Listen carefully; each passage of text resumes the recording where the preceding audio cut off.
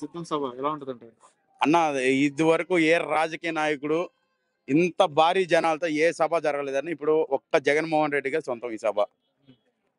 రాష్ట్ర వ్యాప్తంగా బీజేపీ పొత్తు ఉంది కదా, పొత్తు వస్తుంది అంటున్నారు. ఇప్పుడు చంద్రబాబు నాయుడు, పవన్ కళ్యాణ్, బీజేపీ వీళ్ళందరూ పొత్తు. తెలుగుదేశం వల్ల కాక జనసేన దగ్గరికి వెళ్ళారు.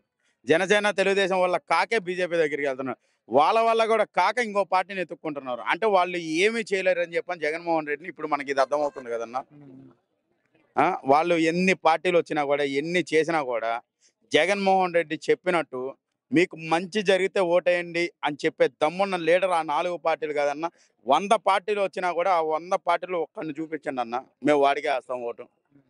ఏ ఒక్క లీడర్ అయినా కూడా మీకు మంచి జరిగితే ఓటేయండి అని చెప్పే లీడర్ ఎవ్వడు లేడు ఈ జగన్మోహన్ రెడ్డి తప్పించి. గతంలో చూశారు కదా చంద్రబాబు నాయుడు పరిపాలన, ఇప్పుడు జగన్ పరిపాలన చూశారు కదా, రెండిట్లో మీకు ఏది బాగుంది?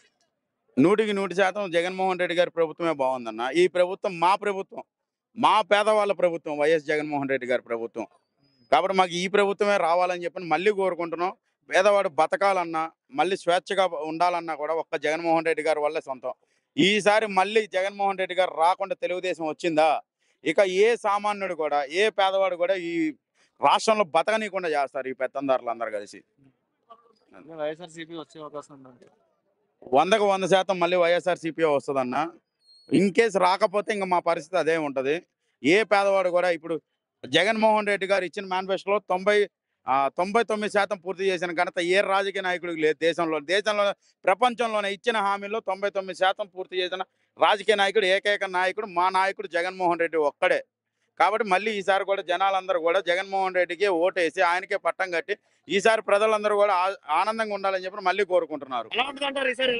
ఎలక్షన్ ఈ రోజు ఈ 2024లో సింహం సింగిల్ గా వస్తుంది. జగన్ అన్నది పై చేయి మూకుమ్ముడుగా అందరూ కూడా దాడి చేసి వచ్చినా సరే అన్న సింగిల్ గా ఎదుర్కొంటాడు. 175కు 175 సీట్లు కన్ఫామ్ గా అన్న కొట్టేస్తాడు. ఈ రోజు ఇక్కడికి వచ్చినటువంటి ఈ జన ప్రపంచాన్ని చూసి ఈ టీడీపీ వాళ్ళు కూడా వాళ్ళందరికీ కూడా ఇప్పటికే తడిసిపోయి ఉంటాయి. జగన్ ఒక సంక్షేమ పథకాలన్నింటినీ కూడా ప్రవేశపెట్టడంలో ఈ పేద ప్రజలందరికీ చాలా దగ్గరయ్యాడు.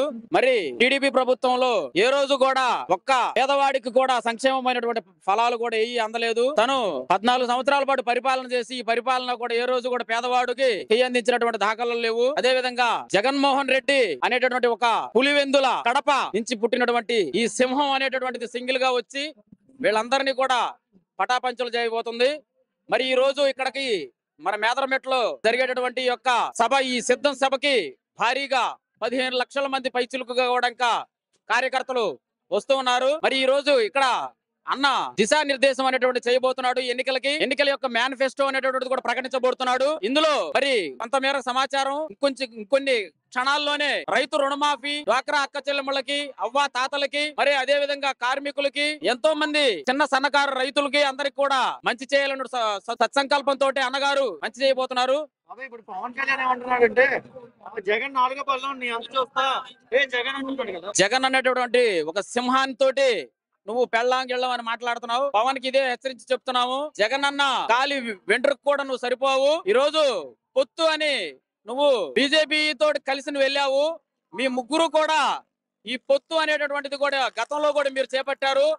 ఆ రోజు కూడా అది ఫెయిల్ అయినటువంటి ఒక పొత్తు. మరి మళ్ళా ఈ రోజు మూకుమ్మడిగా మీరు అందరూ కూడా దాడి చేసి వచ్చినా సరే నేను సింగిల్ గానే వస్తాను, నాకు ప్రజల యొక్క అండదండలు ఉన్నాయని అన్న చెప్తున్నాడు. మనందరం కూడా జగన్ అన్నని గెలిపించుకోవడానికి సాయశక్తులా కూడా కృషి చేస్తాం. 175కి 175 పక్కాగా వచ్చేస్తాయి, అందులో ఎటువంటి అనుమానం లేదు. జై జగన్. సిద్ధం సభ ఎలా ఉండబోతుందండి? సిద్ధ సభలో బాగానే ఉంది. 15 లక్షల మంది అంటున్నారు సార్. ఎందుకు సార్ అంతమంది వచ్చే అవకాశం? అభిమానం సార్.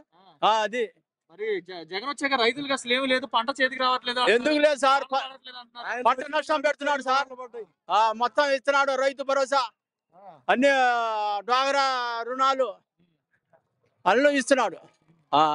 బాగానే చేస్తున్నాడు. అది జై జగన్, జై జగన్. జగన్మోహన్ రెడ్డి వచ్చాక లంచాలు ఎక్కువైనాయి అంటున్నారు. అసలు లంచం అనే మాట లేదు. పవన్ కళ్యాణ్ అంటున్నాడు కదా, నాకు 4వ పిల్లం నీ ఎంత చూస్తా నరికేస్తాను అంటారు. అంటానికి ఏముంది, అందరు అంటారండి. అది పవన్ కళ్యాణ్ పాతాలలో పంపిస్తాను అంటానికి ఏముంది, అందరు అంటారు. పాతాలలో అది జగన్ పంపిస్తున్నాడు.